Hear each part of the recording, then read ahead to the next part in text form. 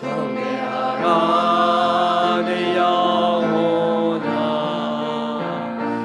경배하라 내 영혼아 내 속에 있는 것들아 다 경배하라 감사하라 감사하라 내 영혼아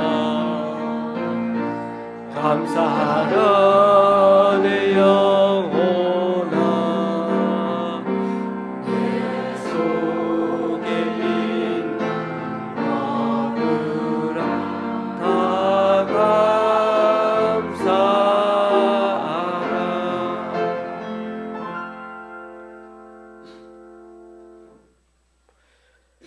여호와를 의지하는 자는 시온산이 흔들리지 아니하고 영원히 있음 같도다.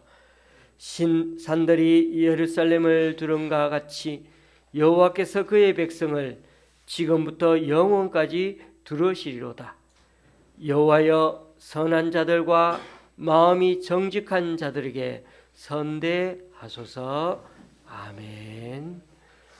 사도신경으로 주님께 신앙 고백을 올려드립니다.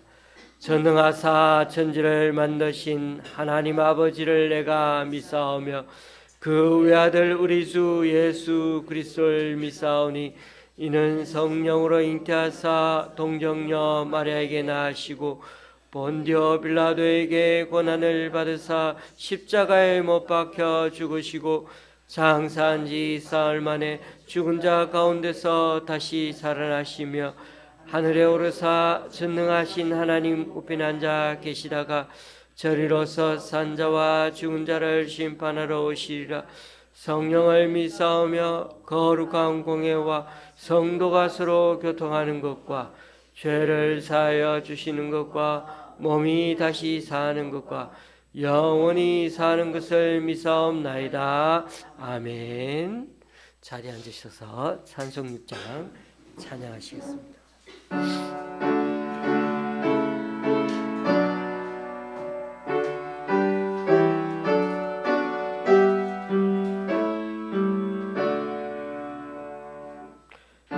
목소리 높여서 주 찬양하여라. 영광과 권세와 존귀와 위엄을 오늘이 다스리시는 만왕의 왕께 돌려라.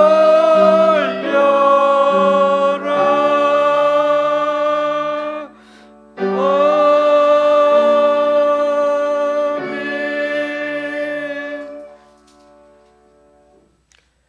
교독문 29번을 다 함께 교독하시겠습니다. 교독문 29번입니다.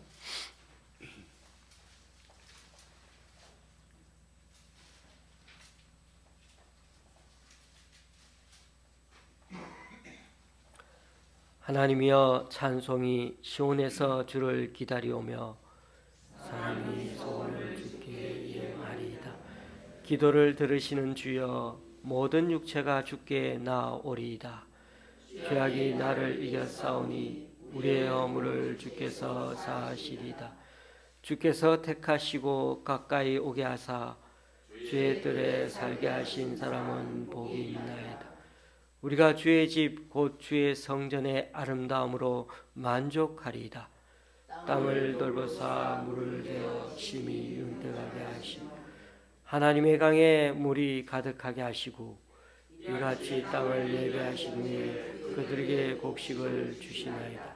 초장은 양떼로 옷 입었고 골짜기는 곡식으로 덮였음에 그들이 다 즐거이 외치고 또 노래하나이다.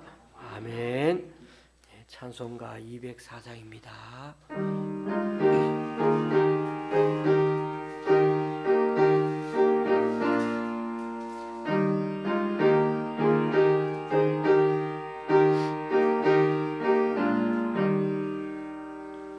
주의 말씀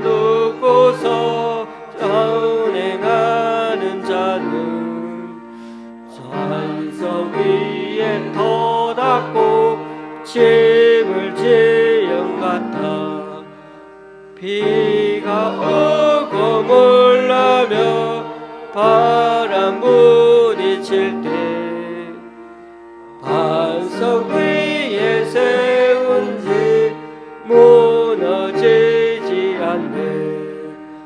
잘 짓고 잘 짓세 우리 집 잘 짓세 만세 반석 위에다 우리 집 잘 짓세. 주의 말씀 듣고도 행치 않는 자는 모래 위에 터닫고 집을 지은 같아.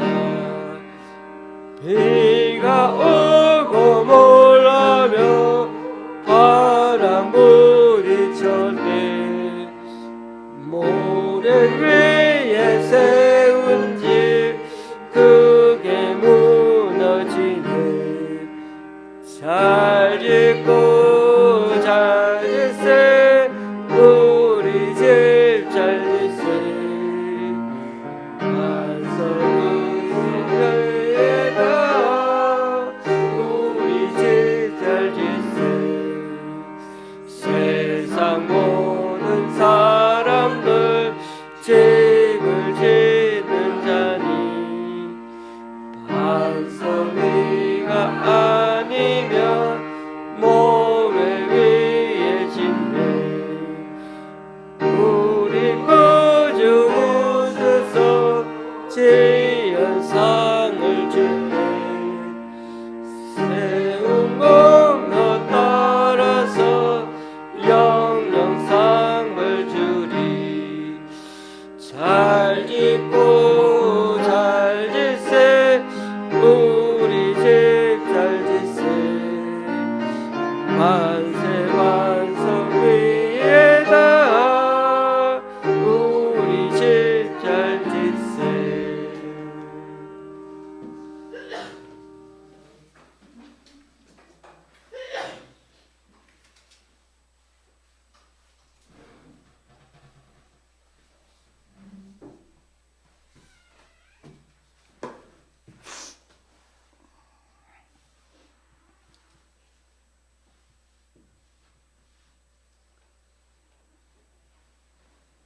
사랑이 많으신 하나님 아버지, 오늘도 저희를 불러 주님을 예배케 하는 이 은혜를 주시니 감사를 드립니다.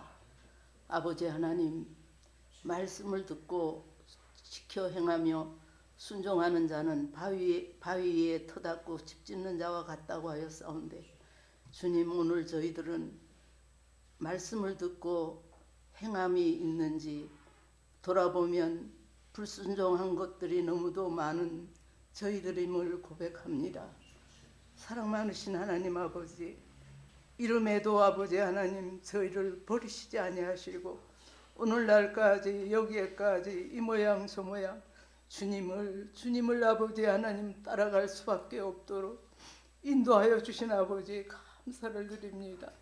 이제 아버지 하나님의 우리 앞으로의 생애는 말씀을 듣고 지켜 순종하며 주님 뜻대로 살기를 아버지 결단하고, 주님 아버지 하나님이여 온 마음을 다하여 주님을 신뢰하며 주님 말씀에 순종하고 지켜 행하는 자로 살기를 아버지 결심합니다.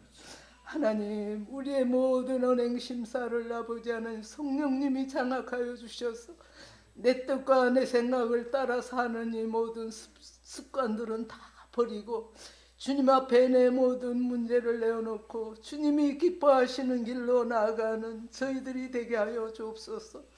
주여, 아버지 하나님, 순종이 제사보다 낫다고 하신 것 같이 어떠하든지 말씀을 지켜 순종하는 저희들이 다 되어지게 하여 주시옵소서. 아버지, 말씀 듣기를 즐거워하며 기도하기를 즐거워하며 그 기도 시간이 아버지 하나님이여 정말 내게는 가장 즐겁고 말씀이 굴송이보다도 달다고 해야 하는데, 주여, 우리가 아버지 하나님 이런 자리에 있지를 못하고 있습니다. 주님, 그런 것은 아버지 하나님을 아직도 친정으로 믿지를 못하고 있는 까닭입니다. 하나님을 바로 알고 믿는다면은 그 크신 하나님이 우리를 자기 피를 주고 값주고 사주셔서 하나님의 자녀 삼아 주셨는데 그 하나님으로 인하여 기뻐하고 즐거워하는 것이 마땅하고 아버지 합당한 일인데 그 하나님을 바로 알지 못함으로 하나님을 믿지 못함으로 저희가 엉뚱하게 죄를 짓고 내 생각을 따라 아버지 하나님이여 주여 우상을 따라 나갈 때가 너무도 많았습니다. 아버지 우리의 이러한 아버지 추한 모습들을 불쌍히 여기사 주의 피로 씻어 깨끗게 하여 주시고 다시 한번 아버지 주의 길로 가는 아버지 하나님 생각으로 마음으로 행동으로 아버지 도전하는 저희들이 다 되어지게 하여 주시기를 간절히 바라옵고납니다. 하나님 아버지 우리의 은행 심사를 성령님이 장악하사 아버지 내 생각을 따르고 내 뜻을 따르는 이 모든 것들은 이제는 다 아버지 하나님 버리고 아버지 주님 말씀 앞에 나의 모든 것을 맡기고 아버지 주님 따라가는 아버지 순종하는 믿음의 사람으로 나가게 하여 주시옵소서. 항상 기뻐하라 쉬지 말고 기도하라 범사에 감사하라고 하신 말씀대로 저희들을 기뻐하며 주님을 따라 말씀 따라 나가는 저희들의 삶이 되게 하여 주시옵소서. 아버지 하나님 우리 좋은 시아교회 비록 아버지 작고 아버지 하나님이여 소수의 무리가 모이지만은 하나님 아버지 이 하나하나는 다 하나님 앞에 아버지 하나님 드려지는 정말 알곡들이 되어서 아버지 하나님이여 하나님 아버지 땅 위에서 하나님의 백성으로서 하나님을 자랑하고 하나님을 증거하는 우리들의 삶이 되게 하여 주시옵소서. 이제까지는 바로 살지 못했을지라도 이제부터라도 결심하고 하나님 뜻대로 살기로 아버지 하나님 힘쓰며 우리의 삶의 연장에서 그리스도의 영광이 드러나도록 아버지 우리들의 삶이 아버지 하나님 변화되고 바뀌어질 수 있도록 하나님 우리를 붙들어 주관하여 주시옵소서. 하나하나에게 주님이여 아버지 하나님이여 우리 심령의 주님 성령님이 아버지 주의 뜻대로 순종하며 사는 길로 나가도록 가르치시고 인도하여 주시옵소서. 아버지 하나님이여 우리가 말씀을 듣고 흘려버리지 아니하고 그 말씀을 땅 위에서 지켜 행함으로 아버지 하나님이여 하나님께는 영광이 되고 모든 사람에게는 빛과 소금이 된 삶을 사는 저희들 모두가 되게 하여 주시옵소서. 아버지 하나님이여 우리 심령의 아버지 육의 것을 바라보고 소원하는 이 모든 것들은 십자가에 이미 주님 못 박히실 때 우리도 같이 못 박힌 자 되어 죽은 자이오니 아버지 죽은 자가 뭐 말이 있을 수가 없고 소원이 있을 수가 없고 아버지 하나님이여 욕심이 있을 수가 없나이다. 내 아버지 하나님이여 주님 안에서 내가 사는 것만이 있어서 아름다운 열매로 주님 앞에 올려드리는 저희들이 다 되어지게 하여 주시옵소서. 아버지 하나님 간구하오니 주여 우리 교회 아버지 하나님이여 주의 종으로부터 모든 성도들에게 아버지 하나님이여 성령님 임하여 주셔서 주의 길로 나가는 아버지 하나님 믿음의 용사들이 되도록 주여 하나하나 기름 부어주시고 은혜를 베풀어 주시옵소서. 아버지 하나님 우리 삶의 터전에서 아버지 하나님이여 우리 맡겨진 바 삶의 터전에서 예수 그리스도를 아버지 하나님의 증거하고 아버지 나타내는데 빛과 소금의 역할을 감당하는 저희들이 되어서 아버지 하나님이여 우리를 바라보고 주님 예수 그리스도 앞으로 나오는 자들이 많아지는 아버지 큰 은혜가 임하게 하여 주시옵소서. 아버지 하나님 주의 사랑하는 종을 붙들어 주시고 아버지 하나님이여 이 약물에게 주의 말씀을 잘 증거하고 가르치는 귀한 종이 되게 하시고 하나님 겸손하여 하나님의 뜻을 받들어 드리며 하나님을 기쁘시게 하는 귀한 종들이 되게 하여 주시옵소서. 아버지 하나님 우리 모든 성도들 주님 그저 왔다가 그냥 가지 않게 하시고 하나님 전해주시는 말씀을 붙들고 아버지 마음에 새겨서 순종하고 지켜 행하는 자로 아버지 하나님 거듭나는 은혜의 역사가 있게 하시고 하나님으로 인하여 즐거워하며 구원의 하나님으로 인하여 기뻐하는 이런 삶을 살아가는 저희들이 되게 하여 주시옵소서.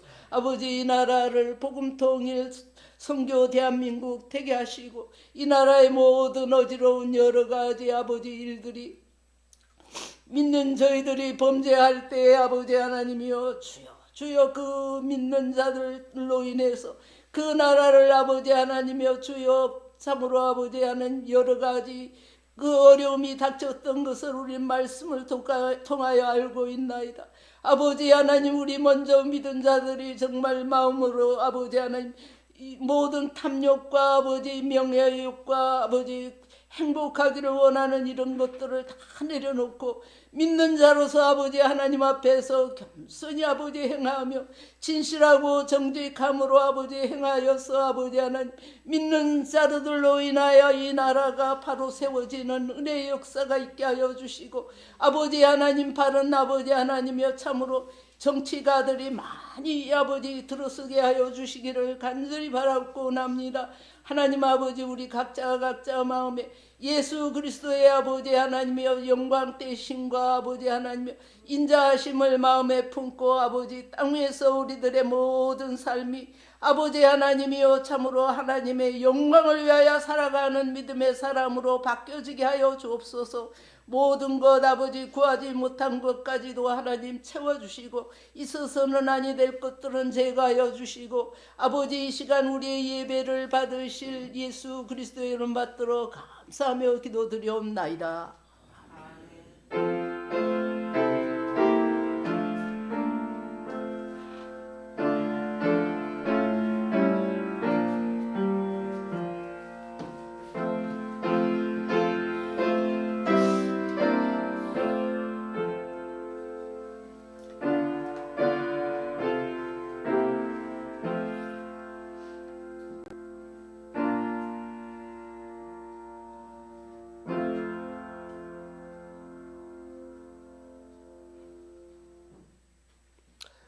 오늘 하나님의 말씀은 민수기 13장 25절에서 33절입니다. 민수기 13장 25절에서 33절까지입니다. 제가 가지고 있는 구약 성경은 217쪽입니다.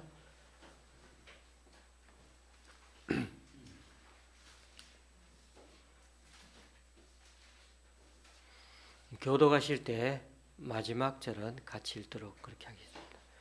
제가 먼저 읽습니다. 40일 동안 땅을 정탐하기를 마치고 돌아와 바람 광야 가데스에 이르러 모세와 아론과 이스라엘 자손의 온 회중에게 나와 그들에게 보고하고 그 땅의 과일을 보이고 모세에게 말하여 이르되 당신이 우리를 보낸 땅에 간즉 과연 그 땅에 젖과 꿀이 흐르는데 이것은 그 땅의 과일이니이다. 그러나 그 땅 그 주민은 강하고 성읍은 견고하고 심히 클 뿐 아니라 거기서 아낙 자손을 보았습니다. 아말렉인은 남방 땅에 거주하고 헤딘과 여부스인과 아모르인은 산지에 거주하고 가나안인은 해변과 요단가에 거주하더이다. 갈렙이 모세 앞에서 백성을 조용하게 하고 이르되 우리가 곧 올라가서 그 땅을 취하자 능히 이기리라 하나 그와 함께 올라갔던 사람들은 이르되 우리는 능히 올라가서 그 백성을 치지 못하리라. 그들은 우리보다 강하니라 하고 이스라엘 자손 앞에서 그 장담한 땅을 악평하여 이르되 우리가 두루 다니며 정탐한 땅은 그 거주민의 땅 이런 땅이요 거기서 본 모든 백성은 신장이 장대한 자들이 거기서 네피린 후손인 아낙 자손의 거인들을 보았나니 우리는 스스로 보기에도 메뚜기 같으니 그들이 보기에도 그와 같았을 것이니라. 아멘.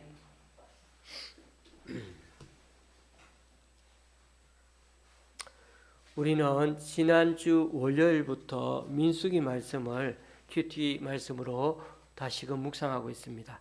올해 1월에 묵상한 이 민수기 본문은 1장에서 10장까지 그렇게 묵상하고 지난주부터 11장부터 다시 묵상하게 되는 데는 그만한 이유가 있습니다.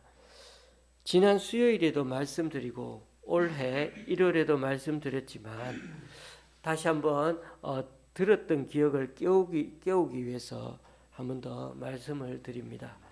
민수기는 두 가지 이름을 갖고 있습니다. 우리말, 한국말로 민수기는 그리스어식의 성경 제목입니다. 그래서 백성의 수를 센다는 인구조사의 의미가 민수기의 그렇게 뜻이죠. 그러나 구약 성경은 원래 히브리어가 원본입니다. 히브리어 성경은 스스로 성경 제목을 붙이지 않습니다. 그래서 원래는 성경 제목이 없지만 이스라엘 사람들은 관례상 그 성경 첫 구절에 나오는 단어를 가지고 그 성경 제목으로 삼습니다. 그래서 민수기의 히브리어 성경 제목은 미드바할이라고 하는데 그 뜻은 광야에서라는 뜻입니다. 그러니 민수기는 원래 이름은 광야에서라는 뜻의 성경입니다. 자, 그런 점에서 민수기는 민수기, 즉 숫자와도 관계 있고 광야라는 단어도 중요합니다.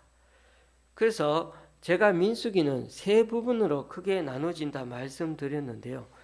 민수기에는 이처럼 숫자가 나오는 두 번 인구조사가 나오는데 그게 1장과 26장에 나옵니다. 1장에서는 애굽에서 나온 지 얼마 안 된 시점에서 1장이 시작되고 26장은 벌써 39년 정도 지난 그런 시점이 26장입니다. 그리고 한 가지 더 중간에 10장에서부터 이스라엘은 광야로 출발합니다. 제가 숫자, 광야 이 두 가지를 말씀드렸는데요. 그래서 1장, 10장, 26장 이렇게 이해하시면은 크게 세 부분으로 나눌 수가 있습니다. 이들은 왜 지금 광야로 가려고 하고 있습니까?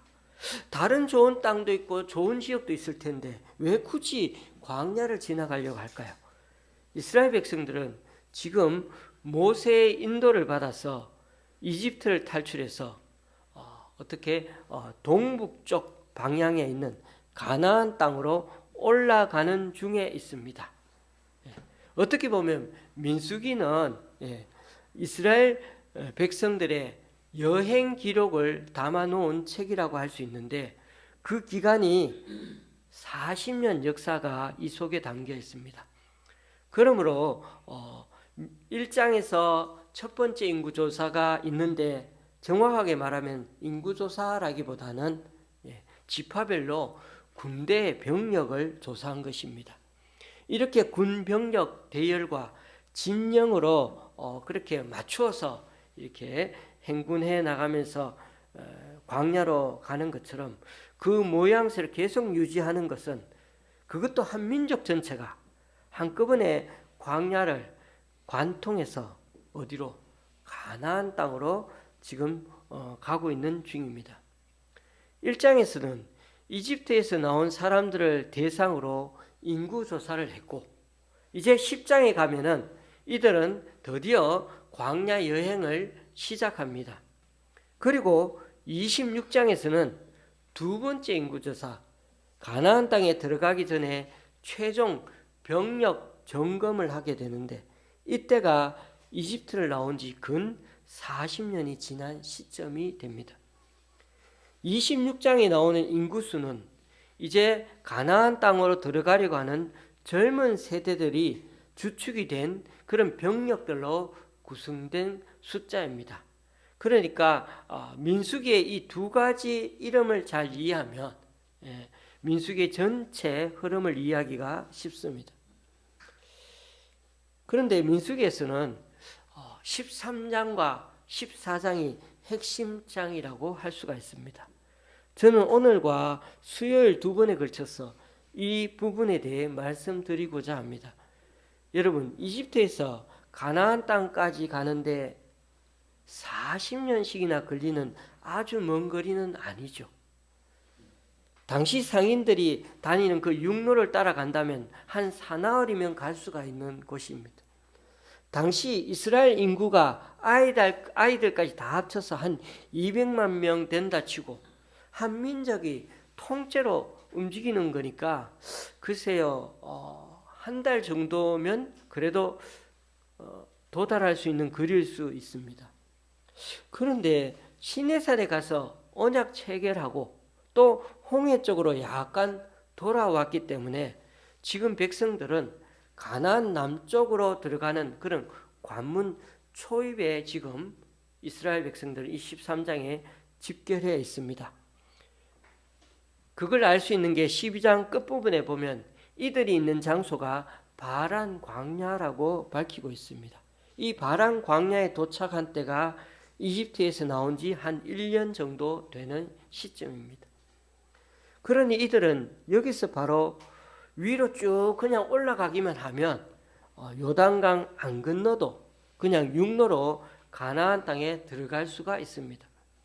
그런데 이 13장과 14장에서의 실패 때문에 이들은 앞으로 39년 정도를 이 광야에서 더 지내며 살게 된 것입니다. 전에도 말씀드렸지만 짧게 한 일주일 여행 다녀오는 것, 우리들이 그렇게 어디 일주일 여행 다녀오는 것, 우리 인생 전체로 봐서는 어떻습니까? 참 좋은 추억이 될 수 있죠. 여행 갈 때 뭔가 가져갈까 생각하고 막 그런 꿈도 있고 즐거움도 있고 그렇잖아요. 그런데 여러분, 40년간 밖에서 텐트 치고 살아야 된다면 그게 뭐 즐겁겠습니까? 왜 우리가 새 집에 다 들어가 살려고들 합니까? 그 안에 너무나 현대적인 그런 편의시설이 잘 갖춰져 있으니까 그런 거죠. 그러나 텐트 장막 생활은 임시 거처에 불과합니다. 그런 점에서 13장과 14장을 잘 살펴봐야 우리도 그런 인생의 실패를 줄여나갈 수가 있지 않겠습니까? 이스라엘 백성들은 1년 만에 들어갈 수 있는 가나안 땅을 40년 만에, 그것도 광야에서 그렇게 개고생하면서 돌아서 강을 건너, 굳이 강을 건너 가나안 땅으로 들어가게 되었던 것입니다. 어떻게 보면 39년의 세월을 낭비한 게 되는 건가요? 여기서 우리가 잘 적용할 때 유의해야 하는 사항은 이스라엘 백성 공동체를 우리 개개인의 인생으로 적용해서 이해할 필요가 있다는 것입니다. 왜냐하면 민수기 1장에서 인구 조사한 20세 이상의 남자들이 60만 3,550명이었는데 나중에 2차 인구 조사를 할 때도 보면 60만 1,730명입니다. 어떻게 보면 1,820명밖에 차이가 안 날 정도로 40년 뒤가 되었어도 다시 인구 조사를 해도 거의 똑같습니다. 그런데 문제는 세월이 40년이나 지났다는 겁니다. 그러면 우리가 생각하기에 40년 전의 사람과 40년 후에 그 60만 명의 사람은 다 같은 사람일까? 아닙니다. 다 같은 사람이 아니라는 겁니다. 이 60만 명 중에 40년이 지나 보니까 이때까지, 그때 40년 전의 사람 중에 40년 지나서 살아남은 사람은 딱 두 사람밖에 없었죠. 여호수아와 갈렙. 이 두 사람만 나이가 지긋한 노인이었고 나머지 사람들은 다 죽고 없어졌고 지금의 60만 명은 다 자신들의 자식들인 젊은이들이라는 것입니다. 물론 여기서 레위 지파는 세지 않았죠. 그러므로 비록 사람 개개인으로 보면 이집트에서 나와 가나안에 못 들어가 보고 광야에서 다 인생을 마감한 사람들이 대부분이니까 이 사람들은 다 천국 못 가고 죽은 거예요? 이렇게 말하면 안 된다는 거예요. 어쨌든 우리가 그래서 그렇게만 이해하기보다는 이것을 이스라엘 공동체 전체의 구원의 여정으로 보고 이해해서 한 사람의 인생처럼 적용해서 우리에게 생각하면 좀 우리가 이 이스라엘 백성의 구원 여정을 우리들 자신에게 적용하기가 쉽다는 것입니다. 오늘 본문 얘기를 조금 해보겠습니다. 이스라엘 민족은 가나안 땅으로 바로 들어가기 전에 가나안 땅을 파악하기 위해 선발대를 구성하여 그 가나안 땅에 보내기로 했습니다. 그 숫자가 12명이죠. 사람 수가 너무 많으면 들어갔다가 붙잡힐 가능성이 많죠. 12라는 숫자가 성경에 참 많이 나오죠. 예수님의 제자들도 12명이고 요한계시록에 나오는 천국문도 12개나 됩니다. 이 12라는 숫자가 처음 등장한 것은 바로 야곱의 12아들에서부터이죠. 거기서 12지파가 나오고 이스라엘 민족의 근간이 된 겁니다. 그러니 이 12는 하나님의 백성을 대표하는 숫자라고 그냥 생각하시면 되겠습니다.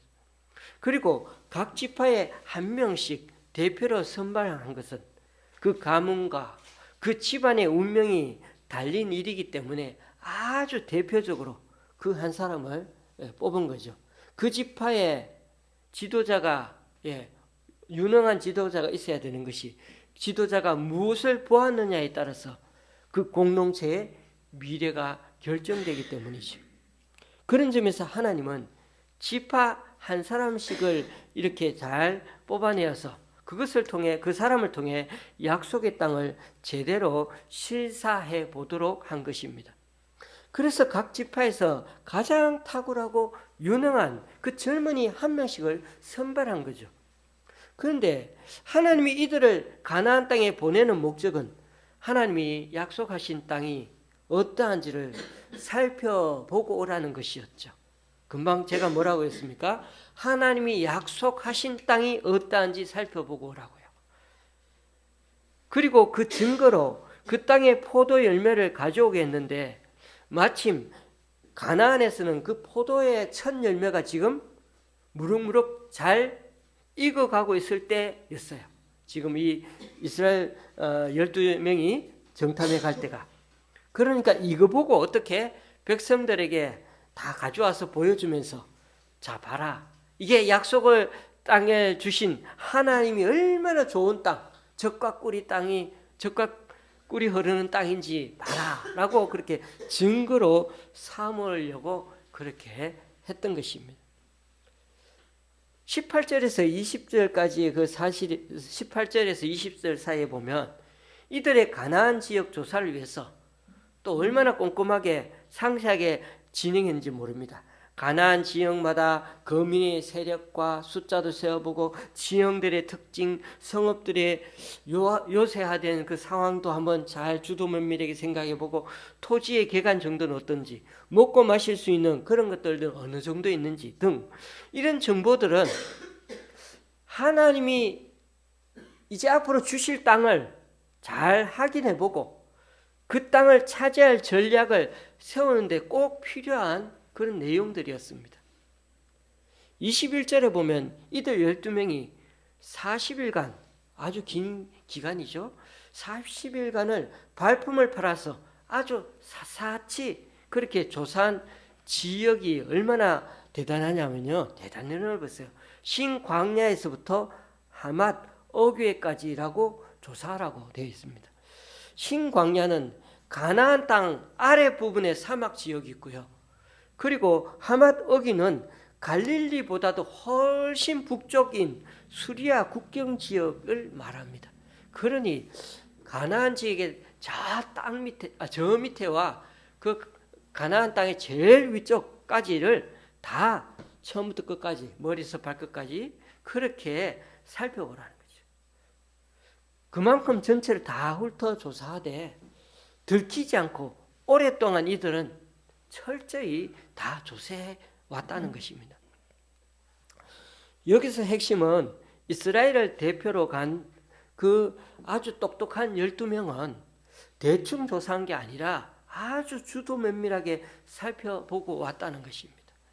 그리고 그 목적은 어떻게 가나안 땅에 들어가서 살 것인가이지, 가나안 땅에 들어갈 수 있을까 없을까 그걸 확인하고 오라는 것은 아니었습니다.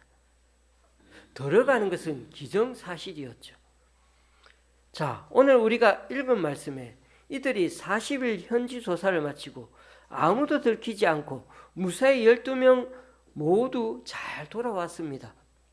나중에 40년 뒤에 다시 가나안 땅 정탐 현지 조사를 떠났는데요.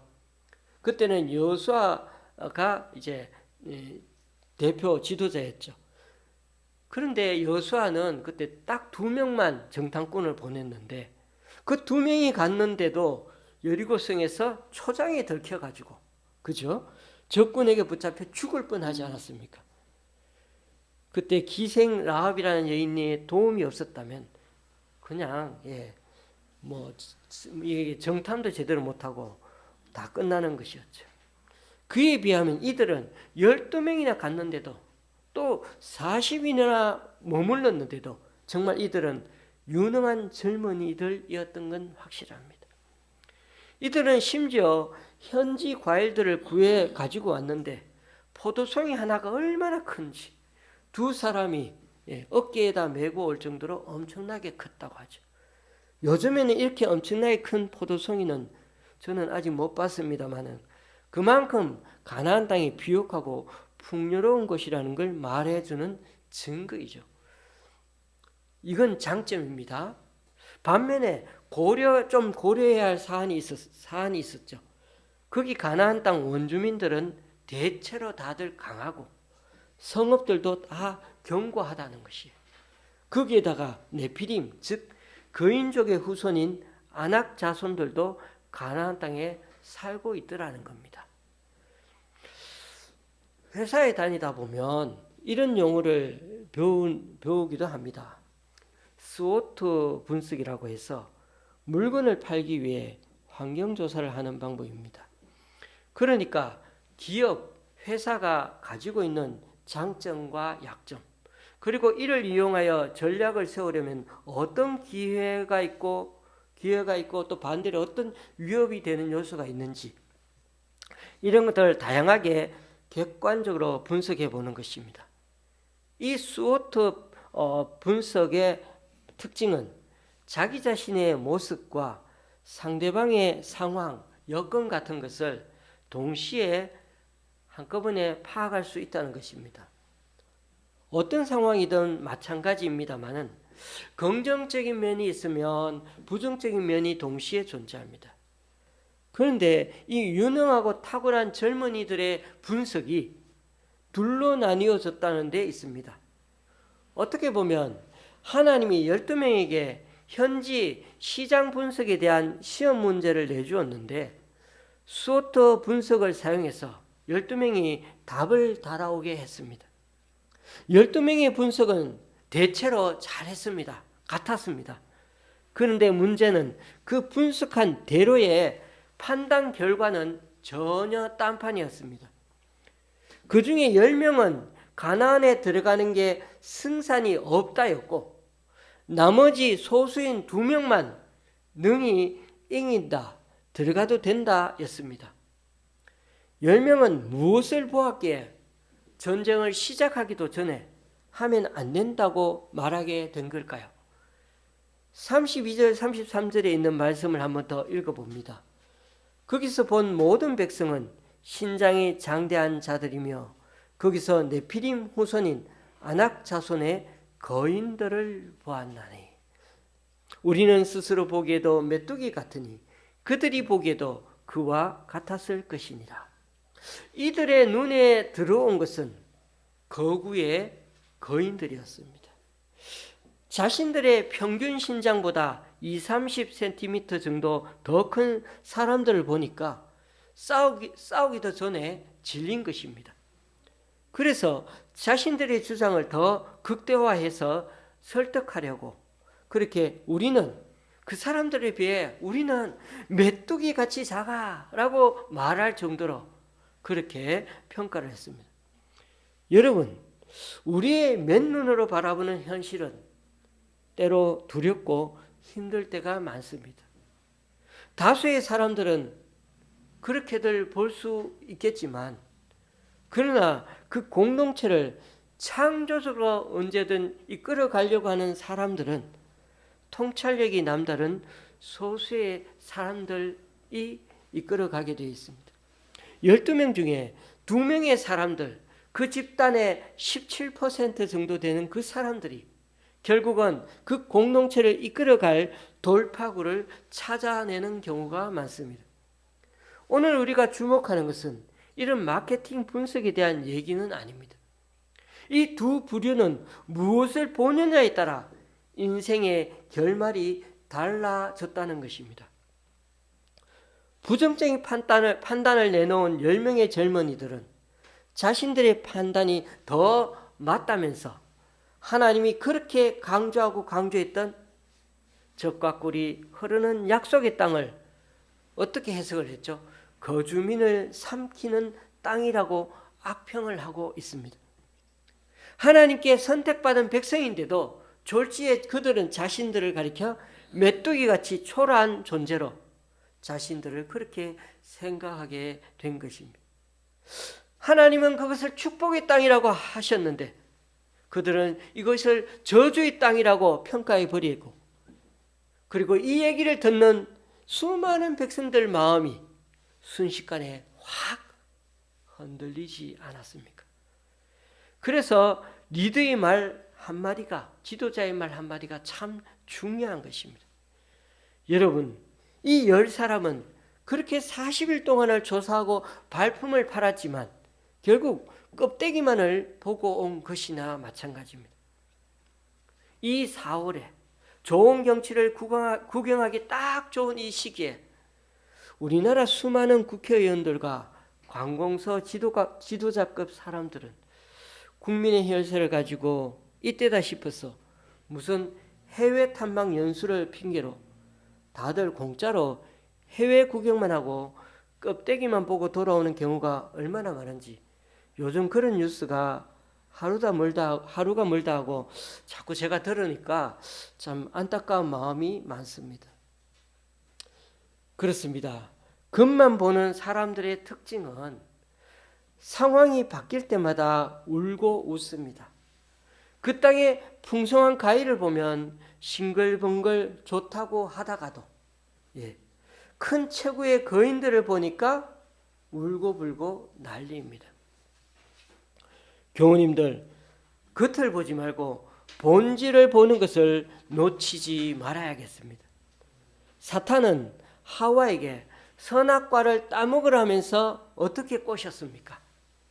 너희가 그것을 먹는 날에는 너희 눈이 밝아져 하나님과 같이 되어 선악을 알 줄 하나님이 아심이니라. 그런데 사탄의 말대로 그 여인의 눈은 진짜 밝아졌죠. 그런데 그 밝아진 눈으로 본 것은 다름 아닌 자신들의 벗은 몸이었습니다. 하나님 말씀에 대한 본질은 벌써 잊어버리고 눈앞에 것만 신경 쓰고 살게 되는 것입니다. 신약의 예수님은 바리새인들과 서기관들을 꾸짖으며 하신 말씀이 그들이 보기는 보아도 알지 못한다고 하셨습니다. 보는데도 왜 알지 못할까요? 육안으로 눈으로 보기는 해도 영적으로는 볼 수 없기 때문이죠. 아무리 육안으로 잘 볼 수 있어도 영적으로는 소경, 맹인이 될 수 있다는 것입니다. 그래서 사탄의 가장 큰 목표는 무엇인지 아십니까? 사람들로 하여금 겉만 보게 하는 것입니다. 외적으로 더 잘 보게 해 주라는 것입니다. 그러면 본질은 못 보게 되니까요. 이것이 사탄의 가장 큰 방법입니다. 세상을 한번 둘러보십시오. 온통 겉모습에 목숨을 거는 사람들이 참 많습니다. 하나님 말씀이 무너지면 이 10명의 정탐꾼들처럼 사람들의 눈은 중심과 본질을 떠나 껍데기로 쏠려버리게 됩니다. 세상의 관점에서 눈이 밝아지는 순간 아담과 하와처럼 자신의 눈이 밝아져 벗은 몸을 보는 순간 두려움과 부끄러움에 말려들게 됩니다. 그래서 사람들은 계속해서 이 눈에 보이는 두려움, 부끄러움을 감추고 떨어내기 위해서 온갖 세상적인 방법을 또 동원하며 살아가게 되는 것입니다. 우리는 이 세상에 살면서 어떻게든지 더 안전한 상태에 그렇게 살아가려고 애를 씁니다. 어떻게든지 이기려고 합니다. 어떻게든지 자신이 옳다는 것을, 내가 옳다는 것을 증명하려고 합니다. 계속해서 우리가 가진 정보와 능력과 배경을 최대한 동원해서 어떻게든 상황을 뒤집어 보려고 애쓰게 됩니다. 그러나 기억하십시다. 우리 그리스도인들은 다 그런 인생이 아닙니다. 때로 질 수도 있습니다. 왜요? 우리가 가는 길은 이기려 하는 자리가 아니기 때문입니다. 우리가 가장 신경 써야 하고 오로지 초점을 맞춰야 하는 것은 내가 지금 하나님의 약속을 잘 붙들고 있는가 하는 데 있는 것입니다. 내가 지금 하나님의 말씀 안에 있는가 하는 것입니다. 내가 지금 이 세상에 살아가면서 예수님의 방법대로 살아가고 있는가, 그것을 점검하며 사는 것이 참 중요합니다. 교우님들, 우리들도 지금 눈앞에 골리앗을 보며 살고 있는 것은 아닙니까? 지금도 우리들은 현실 속에서 거인들을 보며 살고 있지 않습니까? 그런데 교우님들, 오늘 적용점은 바로 이것입니다. 사람은 보는 대로 믿는다는 것입니다. 몽골인들의 평균 시력은 3.0이라는데 요즘도 그런지는 잘 모르겠습니다. 어쨌든 이들이 눈이 좋은 이유는 멀리 보는 훈련과 그들의 생활 때문이라고 합니다.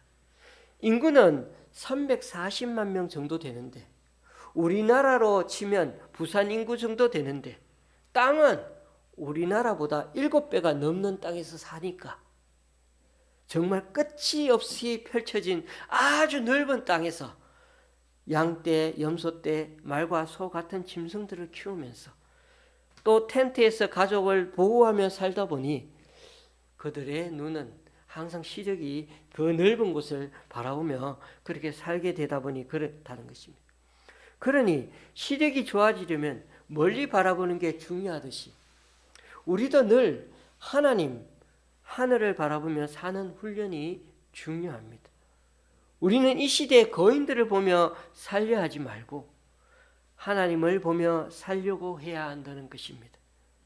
이스라엘 백성들은 1년 동안 그렇게 수많은 기적과 은혜를 체험하고 지금까지 이 자리까지 경험해 왔어도 당장 눈앞에 어려움이 닥치면 금방 그 은혜와 하나님의 도우심을 까먹어 버립니다. 그래서 다윗은 늘 하나님의 말씀을 붙잡고 살기 위해 믿음의 상상력을 갖고 살았습니다. 사람은 보는 대로 믿기 쉬우니까 부정적인 생각보다 하나님이 주신 것들을 더 바라보고 기대하며 살았던 것입니다. 다윗은 상상만 한 게 아니라 어릴 때부터 사자와 곰을 싸워서도 이겨봤고 골리앗 같은 거인들을 이후 블레셋과의 전쟁에서도 골리앗만 아니라 그 이후에도 여러 번 거인들을 상대해서 싸워 이겼던 적이 많았습니다. 다윗이 사울보다 싸움을 더 잘했을까요? 그건 잘 모르겠습니다. 하나님이 우리에게 알려주시는 것은 하나님의 이름을 내걸고 사는 사람에게는 그 믿은 대로 역사가 일어난다는 것입니다. 말씀을 맺습니다. 지금 우리가 살아가고 있는 삶의 현장은 주님이 부르신 기회의 땅입니다. 10사람은 가나안 땅에 가서 불가능과 패배를 보았습니다. 그러나 갈렙과 여호수아 2사람은 거기서 하나님의 약속과 그대로 될 것을 확신하며 돌아왔습니다. 세상 사람들은 십자가에서 저주와 죽음만을 봅니다. 그러나 예수님은 거기서 영광과 부활을 봅니다. 그러므로 지금의 현실을, 우리의 현실을, 이 힘든 현실, 불가능의 현실로만 바라보지 말고 하나님의 말씀도 함께 붙잡고 살아가는 우리가 되어야겠습니다. 눈앞의 것보다 본질을 더 볼 줄 아는 우리가 되어야겠습니다. 그래서 다윗처럼 비록 눈앞에 거대한 골리앗 같은 우리를 압도하는 그런 방해물이 있어도 마냥 기죽지 말고 주님에 대한 상상력을 발휘하여 믿음의 힘으로 약속의 땅에 들어가고야만은 그런 우리들이 될 수 있기를 주님의 이름으로 축원합니다. 기도하시겠습니다. 하나님 아버지, 오늘도 주님의 말씀을 들으면서 어떻게 들어갈 수 있을까 없을까 그런 것들을 고민하는 것이 아니라 어떻게 주님께서 약속하신 땅을 들어가서 그리스도인답게 살아갈 수 있을까, 그렇게 주님께 늘 물으며 살아가는 우리들이 되게 하여 주시옵소서. 우리가 이제는 보는 대로가 아니라 믿음으로 살아가는 자가 되게 하여 주시옵소서. 현실만 보지 않게 하시고 늘 또한 하나님과 함께 더불어 살아가는 것을 보게 하여 주시옵소서. 그래서 우리의 인생이 눈앞에 보는 것만 보는 것이 아니라 인생의 본질을 바라보며 살아갈 때 주님께서 이 현실을 넉넉히 이기고 남는 용기와 믿음과 능력도 주심을 믿고 다윗이 주님의 이름으로 나아갔듯이 우리의 삶도 늘 주님의 이름으로 담대하게 살아내는 우리들 각자가 되게 하여 주시옵소서. 예수님의 이름으로 간절히 기도드리옵나이다. 아멘. 찬송가 73장입니다.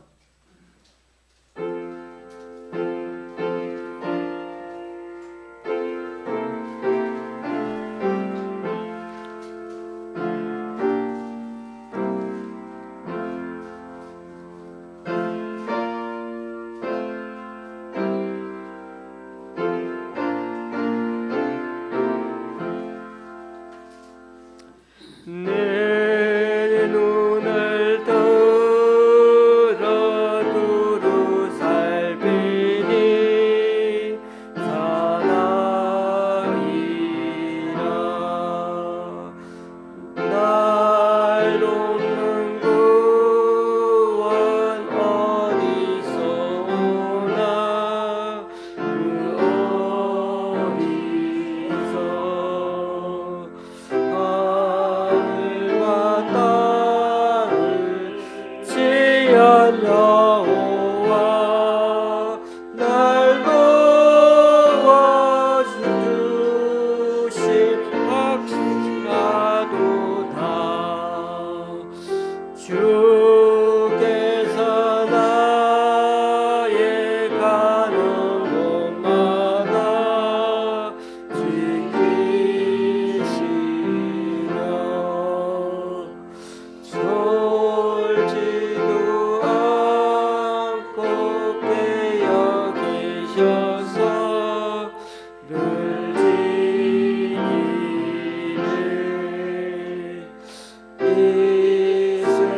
이스라엘을 지키시는 이 시지도 않고 살펴주시네. 여호와 나의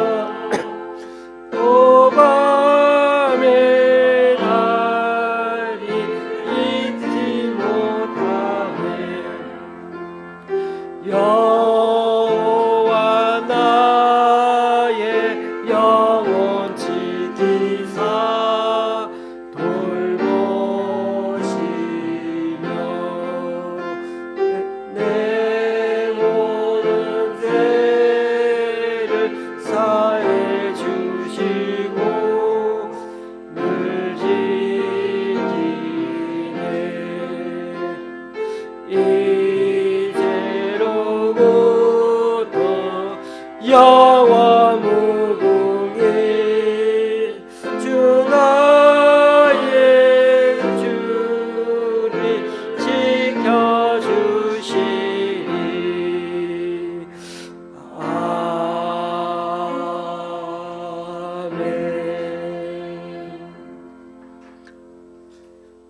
다 같이 일어나셔서 하나님께 예물을 봉헌하시겠습니다.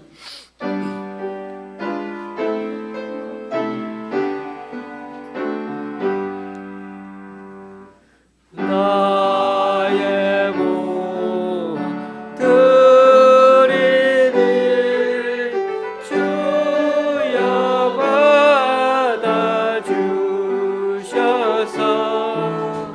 하늘나라 위하여 속견에 서소서.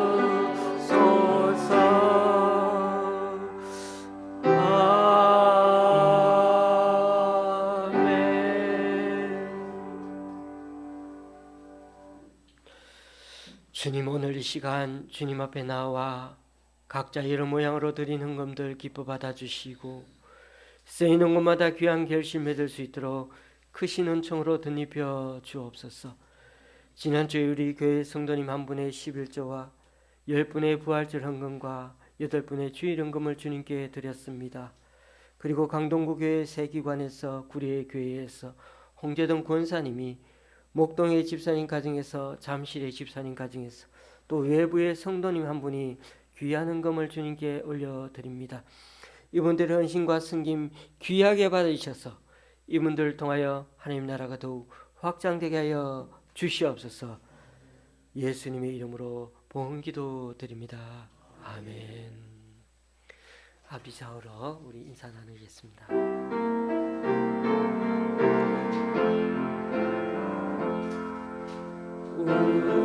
우리에게 향하신 노아의 인자하심이 크고 크도다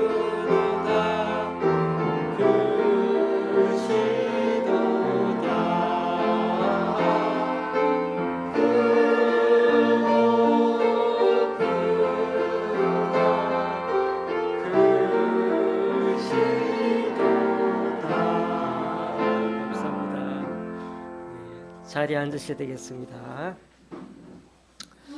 네, 오늘 우리 여기 자리가 조금 이렇게 바뀐 것 같죠. 그리고 사무실도 약간 이렇게 하고 어제 이렇게 저희가 자리를 좀 배치하는 과정 중에 청소도 좀 하고 이게 창고도 정리를 했습니다. 우리 박성태 성도님이 많이 도와주셨고요. 우리 정동원 집사님도 경숙자매 함께 와서 도와주셔서 감사합니다. 4월 달은 이렇게 오늘 이렇게 보니까 꽃을 이렇게 한번 두고 꽃을 가지고 좀 묵상을 하면서 우리 이 아름다운 4월 달에 우리 주님의 사역도 이런 아름다운 생명의 꽃을 피워가듯이 그렇게 우리들 인생이 정말 주님 위해서 그렇게 살아가는 인생이 되어오면 좋겠다 그런 생각합니다. 우리 인생도 아름답잖아요. 그리고 그런 우리 주변에 있는 많은 사람들도 꽃처럼 아름답게 보고 그렇게 섬길 수 있으면 좋겠습니다. 우리 권사님 꽃은 저기 잠시 있는데 나중에 또 이렇게 다 넣겠습니다. 예. 그래서 오늘 이제 이렇게 자리가 이렇게 있는데 식사 자리 배치를 조금 있으면은 연구를 좀 어제 여러 번 했는데 그래서 우리 박성태 성도님이 아마 이 예배 끝나고 난 뒤에 이렇게 좀 이동할 때 같이 이렇게 도와주셔서 번거롭지만 한번 그렇게 식사 배치해서 중요한 요점은 그렇습니다. 우리가 코로나 이전에는 한꺼번에 이렇게 같이 여기서 식사를 했는데 이 단이 생김으로 인해 가지고 세 군데 나눠서 식사를 했거든요. 그래서 근데 함께 이렇게 얼굴을 보면서 식사하는 게 좋겠다 싶어서 한번 그렇게 자리를 배치를 구상했습니다. 양해해 주시고 함께 그렇게 자리를 배치하면 좋겠습니다. 한 주간 더 그렇게 힘을 내서 또 사시길 바라고요. 찬송가 53장 찬양을 드리도록 하겠습니다.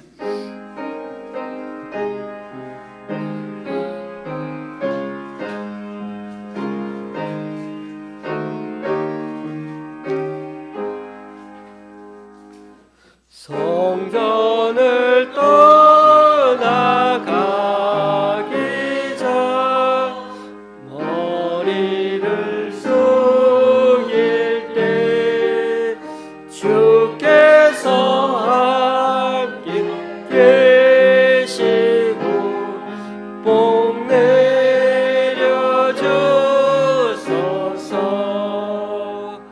집으로 돌아가는 길 주동에 하시고 내 모든 온행 심사를 다 지켜주소서. 분명한 별이 가도 소년이 되도록 주께 우리와 내 밑에서 늘 계시옵소서.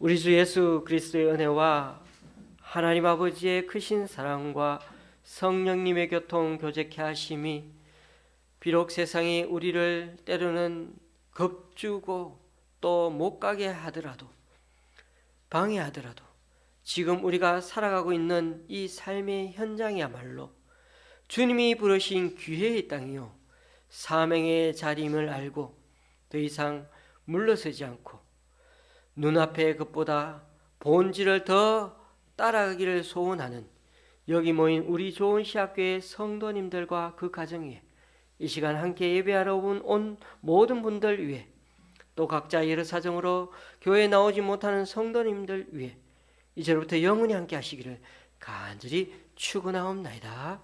아멘.